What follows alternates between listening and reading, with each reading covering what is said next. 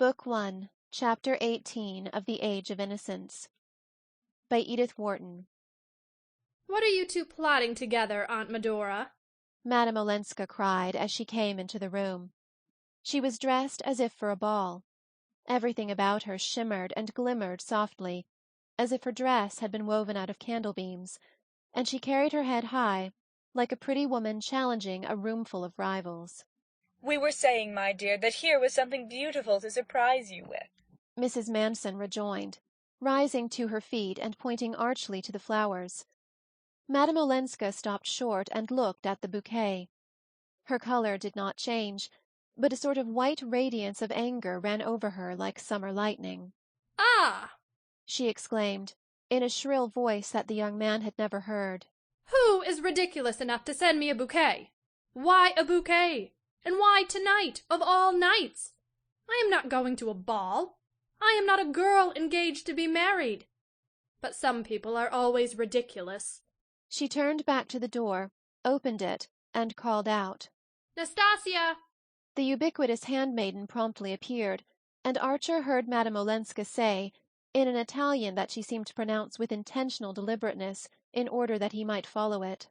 "Here, throw this into the dustbin." And then, as Nastasia stared protestingly, "But no, it's not the fault of the poor flowers. Tell the boy to carry them to the house 3 doors away, the house of Mr. Winsett, the dark gentleman who dined here. His wife is ill. They may give her pleasure. The boy is out, you say? Then, my dear one, run yourself. Here, put my cloak over you and fly.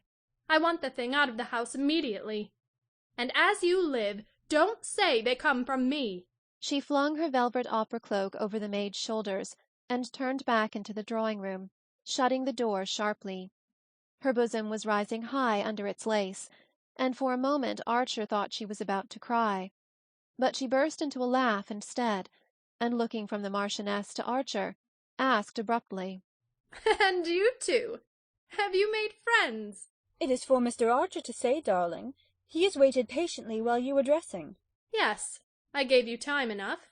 My hair wouldn't go," Madame Olenska said, raising her hand to the heaped-up curls of her chignon.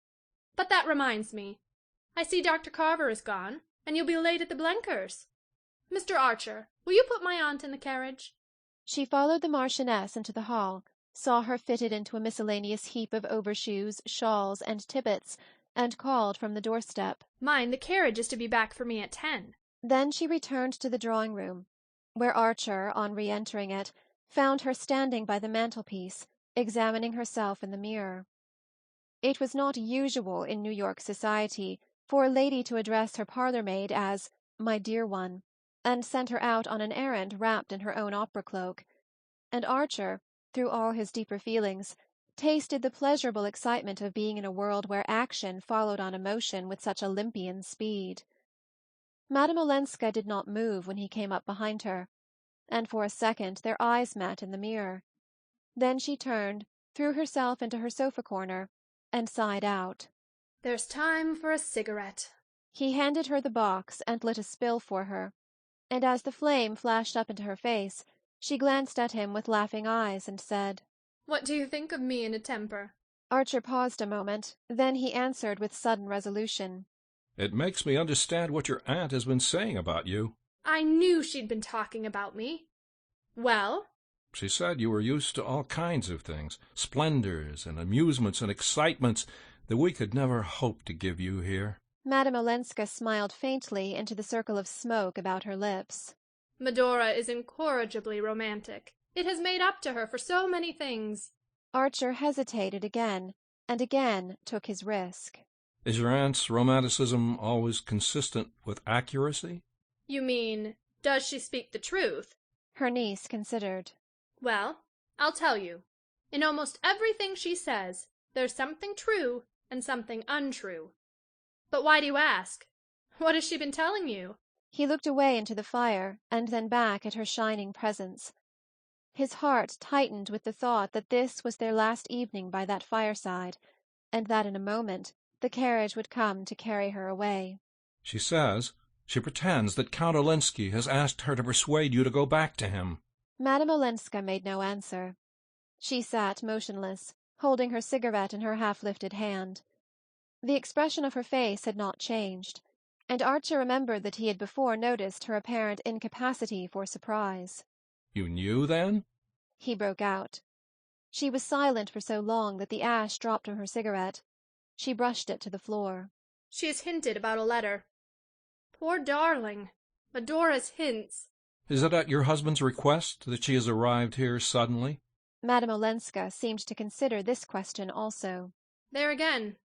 One can't tell. She told me she had had a spiritual summons, whatever that is, from Dr. Carver. I'm afraid she's going to marry Dr. Carver. Poor Medora. There's always someone she wants to marry. But perhaps the people in Cuba just got tired of her.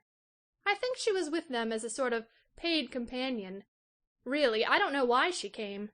But you do believe she has a letter from your husband? Again Madame Olenska brooded silently. Then she said, After all, it was to be expected. The young man rose and went to lean against the fireplace. A sudden restlessness possessed him, and he was tongue-tied by the sense that their minutes were numbered, and that at any moment he might hear the wheels of the returning carriage. You know that your aunt believes you will go back. Madame Olenska raised her head quickly. A deep blush rose to her face and spread over her neck and shoulders. She blushed seldom and painfully, as if it hurt her like a burn. Many cruel things have been believed of me, she said. Oh, Ellen, forgive me. I'm a fool and a brute. She smiled a little. You are horribly nervous. You have your own troubles. I know you think the Wellens are unreasonable about your marriage, and of course I agree with you. In Europe people don't understand our long American engagements. I suppose they are not as calm as we are. She pronounced the we with a faint emphasis that gave it an ironic sound. Archer felt the irony, but did not dare to take it up. After all, she had perhaps purposely deflected the conversation from her own affairs, and after the pain his last words had evidently caused her, he felt that all he could do was to follow her lead. But the sense of the waning hour made him desperate. He could not bear the thought that a barrier of words should drop between them again. Yes, he said abruptly. I went south to ask May to marry me after Easter. There's no reason why we shouldn't be married then. And May adores you. And yet you couldn't convince her? I thought her too intelligent to be the slave of such absurd superstitions. She is too intelligent. She's not their slave. Madame Olenska looked at him. Well, then, I don't understand. Archer reddened and hurried on with a rush. We had a frank talk, almost the first. She thinks my impatience a bad sign. Merciful heavens! A bad sign? She thinks it means that I can't trust myself to go on caring for her. She thinks, in short, I want to marry her at once to get away from someone that I care for more. Madame Olenska examined this curiously. But if she thinks that, why isn't she in a hurry too? Because she's not like that. She's so much nobler. She insists all the more on the long engagement to give me time. Time to give her up for the other woman? If I want to. Madame Olenska leaned toward the fire and gazed into it with fixed eyes. Down the quiet street Archer heard the approaching trot of her horses. That is noble, she said, with a slight break in her voice. Yes, but it's ridiculous. Ridiculous? Because you don't care for anyone else. Because I don't mean to marry anyone else. Ah. There was another long interval. At length she looked up at him and asked, This other woman, does she love you? Oh, there's no other woman. I mean, the person that May was thinking of was never. Then why, after all, are you in such haste? There's your carriage, said Archer. She half rose and looked about her with absent eyes. Her fan and gloves lay on the sofa beside her, and she picked them up mechanically. Yes, I suppose I must be going. You're going to Mrs. Struthers? Yes. She smiled and added, I must go where I am invited, or I should be too lonely. Why not come with me? Archer felt that at any cost he must keep her beside him, must make her give him the rest of her evening. Ignoring her question, he continued to lean against the chimney-piece, his eyes fixed on the hand in which she held her gloves and fan, as if waiting to see if he had the power to make her drop them. May guessed the truth, he said. There is another woman, but not the one she thinks. Ellen Olenska made no answer, and did not move. After a moment he sat down beside her, and taking her hand, softly unclasped it, so that the gloves and fan fell on the sofa between them. She started up, and freeing herself from him moved away to the other side of the hearth. Ah, don't make love to me. Too many people have done that, she said, frowning. Archer, changing color, stood up also. It was the bitterest rebuke she could have given him. I have never made love to you, he said. And I never shall. When you were the woman I would have married had it been possible for either of us. Possible for either of us? She looked at him with unfeigned astonishment. And you say that, when it's you who've made it impossible. He stared at her, groping in a blackness through which a single arrow of light tore its blinding way. I've made it impossible? You! she cried, her lip trembling like a child's on the verge of tears. Isn't it you who made me give up divorcing? Give it up because you showed me how selfish and wicked it was, how one must sacrifice one's self to preserve the dignity of marriage, and to spare one's family the publicity, the scandal. And because my family was going to be your family, for May's sake, and for yours. I did what you told me, what you proved to me that I ought to do. Ha! she broke out with a sudden laugh. I've made no secret of having done it for you. She sank down on the sofa again, crouching among the festive ripples of her dress like a stricken masquerader, and the young man stood by the fireplace and continued to gaze at her without moving. Good God, he groaned. When I thought... You thought? Don't ask me what I thought. Still looking at her, he saw the same burning flush creep up her neck to her face. She sat upright, facing him with a rigid dignity. I do ask you. Well, then, there were things in that letter you asked me to read. My husband's letter? Yes. I had nothing to fear from that letter. Absolutely nothing. All I feared was to bring notoriety, scandal on the family, on you and May. Good God. He groaned again, bowing his face in his hands. The silence that followed lay on them with the weight of things final and irrevocable. It seemed to Archer to be crushing him down like his own gravestone. In all the wide future he saw nothing that would ever lift that load from his heart. He did not move from his place, or raise his head from his hands. His hidden eyeballs went on staring into utter darkness. At least I loved you, he brought out. On the other side of the hearth, from the sofa corner where he supposed that she still crouched, he heard a faint stifled crying like a child's. He started up and came to her side. Ellen, what madness! Why are you crying? Nothing's done that can't be undone. I'm still free, and you're going to be. He had her in his arms, her face like a wet flower at his lips, and all their vain terrors shrivelling up like ghosts at sunrise. The one thing that astonished him now was that he should have stood for 5 minutes arguing with her across the width of the room, when just touching her made everything so simple. She gave him back all his kiss, but after a moment he felt her stiffening in his arms, and he put him aside and stood up. Ah, my poor Newland. I suppose this had to be, but it doesn't in the least alter things, she said, looking down at him in her turn from the hearth. It alters the whole of life for me. No, it mustn't. It can't. You're engaged to May Welland, and I'm married. He stood up too, flushed and resolute. Nonsense. It's too late for that sort of thing. We've no right to lie to other people or to ourselves. We won't talk of your marriage, but you see me marrying May after this? She stood silent, resting her thin elbows on the mantelpiece, her profile reflected in the glass behind her. One of the locks of her chignon had become loosened and hung on her neck. She looked haggard and almost old. I don't see you, she said at length, putting that question to May. Do you?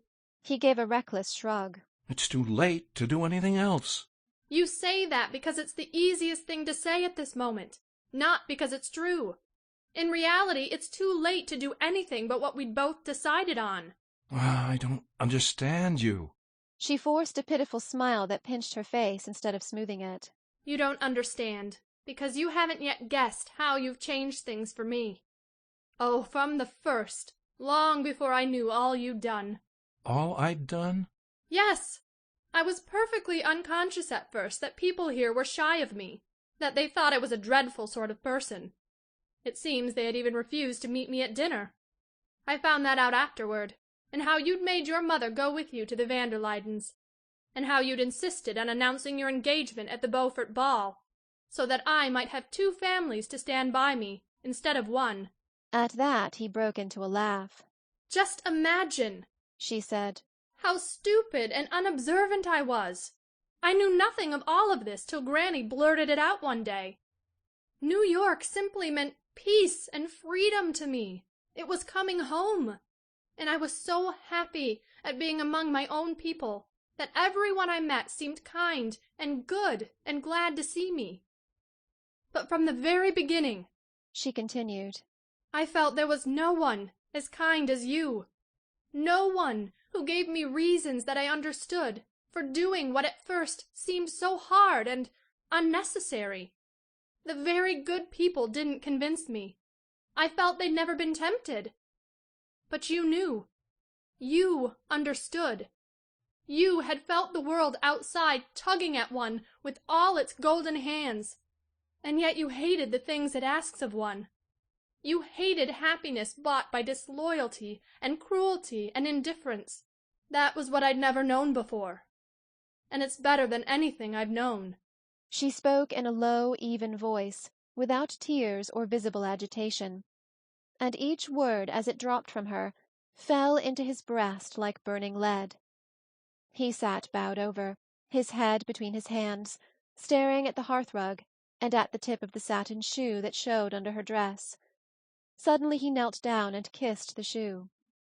She bent over him, laying her hands on his shoulders and looking at him with eyes so deep that he remained motionless under her gaze. Ah, don't let us undo what you've done, she cried.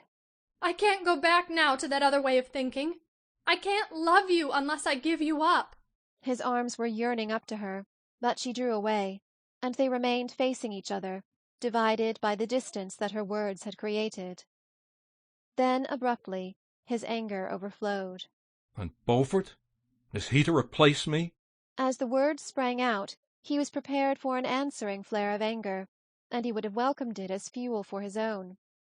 But Madame Olenska only grew a shade paler, and stood with her arms hanging down before her, and her head slightly bent, as her way was when she pondered a question. He's waiting for you now at Mrs. Struthers. Why don't you go to him? Archer sneered. She turned to ring the bell. I shall not go out this evening. Tell the carriage to go and fetch the Signora Marchesa, she said when the maid came. After the door had closed again, Archer continued to look at her with bitter eyes. Why this sacrifice? Since you tell me that you're lonely, I've no right to keep you from your friends. She smiled a little under her wet lashes. I shan't be lonely now. I was lonely. I was afraid. But the emptiness and the darkness are gone. When I turn back into myself now, I'm like a child going at night into a room where there's always a light. Her tone and her look still enveloped her in a soft inaccessibility, and Archer groaned out again. I don't understand you. Yet you understand May. He reddened under the retort, but kept his eyes on her. May is ready to give me up. What? 3 days after you've entreated her on your knees to hasten your marriage? She's refused. That gives me the right. Ah, you've taught me what an ugly word that is, she said. He turned away with a sense of utter weariness. He felt as though he had been struggling for hours up the face of a steep precipice, and now, just as he had fought his way to the top, his hold had given way, and he was pitching down headlong into darkness.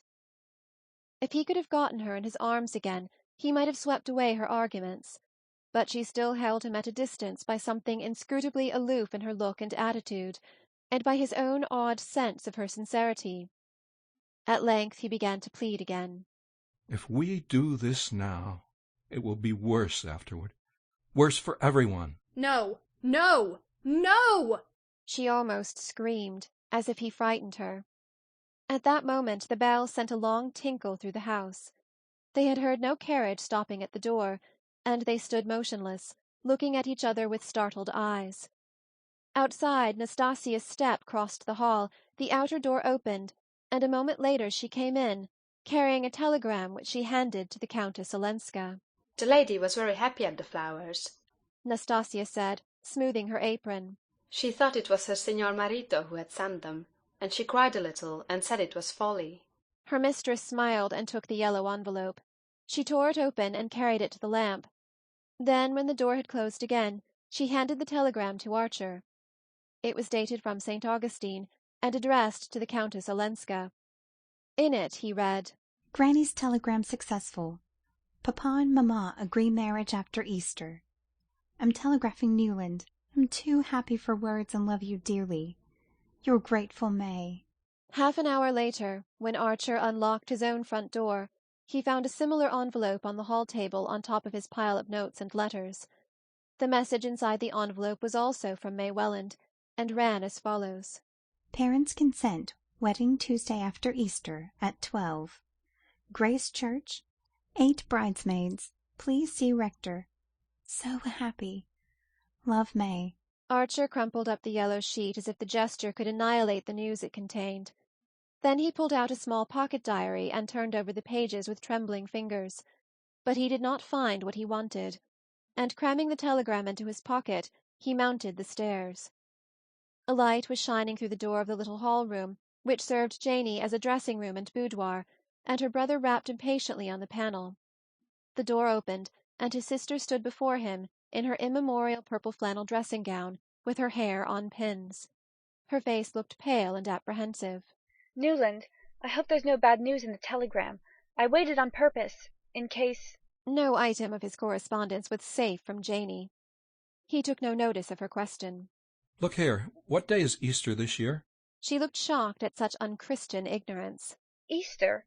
Newland, why, of course it's the first week in April. Why? The first week?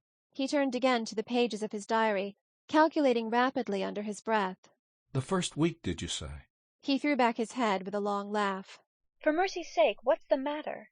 Nothing's the matter, except that I'm going to be married in a month. Janey fell upon his neck and pressed him to her purple flannel breast. Oh, Newland, how wonderful! I'm so glad. But, dearest, why do you keep on laughing? Do hush, or you'll wake Mamma. End of chapter 18. End of book 1 of the Age of Innocence.